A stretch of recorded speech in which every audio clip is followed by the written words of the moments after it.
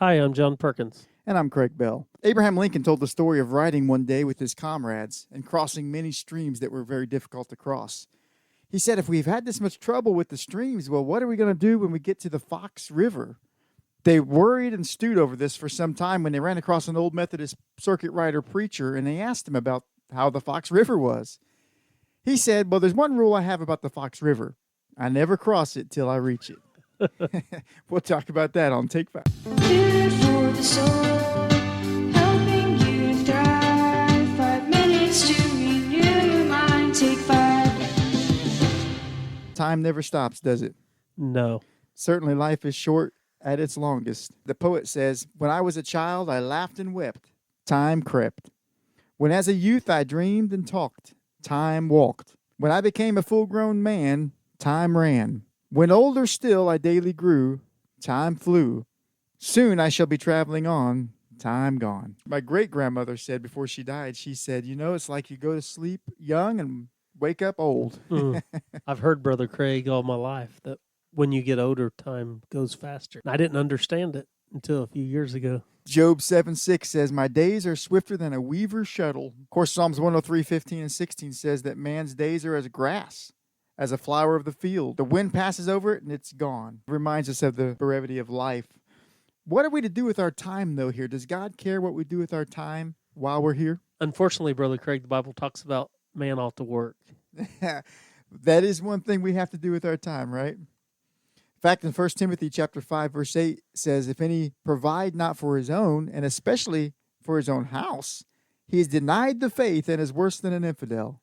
And an infidel is an unbeliever. It's an unrighteous person. I was reading about ants, and basically an ant's entire life, which can range up to 7 years, is spent working. Researchers say that they even actually, some species, gather bits of grass or leaves and take them back to their nests, and on this organic matter, they use it as like a fertilizer, and they grow tiny mushroom spores for their food. And the Bible teaches us that we're to study the ant and notice their work habits.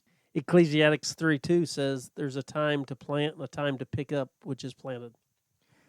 Ecclesiastes 9:10 says, whatever your hand finds to do, do it with all thy might. Proverbs 18:9, he that is slothful in his work is brother to him that is great waster.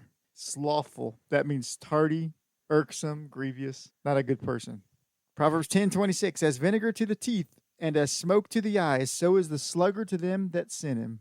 Definitely time to work, but there's also time for rest. Work's not all we're really given to do. We're given time to rest. What happened when God created the world? What did he do on the seventh day? Seventh day he rested Not from all of his work. all of his labors, not because he was tired, but because he was giving an example. We read about it in the Ten Commandments. God tells us one day to put aside for rest. Yes. Ecclesiastes 5:12, the sleep of a laboring man is sweet. Edwin Roberts of Princeton Seminary found and researched in 3 years, Jesus took 10 periods to get away and rest, not counting Sabbath days and nightly rest. That's an example for us. So it's a balance, isn't it? Yes. The Bible does teach also that we're to live in the moment that we're in. We're not to live worrying about the next days. That's The Bible important. says, take no thought for tomorrow shall take thought for itself. Yes. It's important that we don't spend our time worrying. Abraham Lincoln said the best thing about the future is that it comes only one day at a time. Bible teaches us we're to take time for worship. Psalms 119:164 says, 7 times a day do I praise thee because of thy righteous judgments. Remember Daniel? Yep.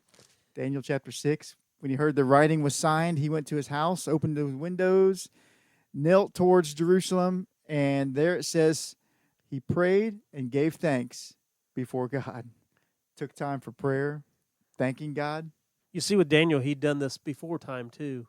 So it was an every day, every 3 times a day thing that Daniel would go and pray. Did Jesus go to church? Yes. Yes, he did. In fact, Matthew chapter 12, verse 9, when Jesus was departed hence, he went to the synagogue. Mark 1:21 says that he was on the Sabbath day in the synagogue teaching. So Jesus went to church. It was important for him to worship. Speaking of time, our time's up, John. We're out of time. We're out of time. So how are you spending your time today? Thanks for sharing this time with us.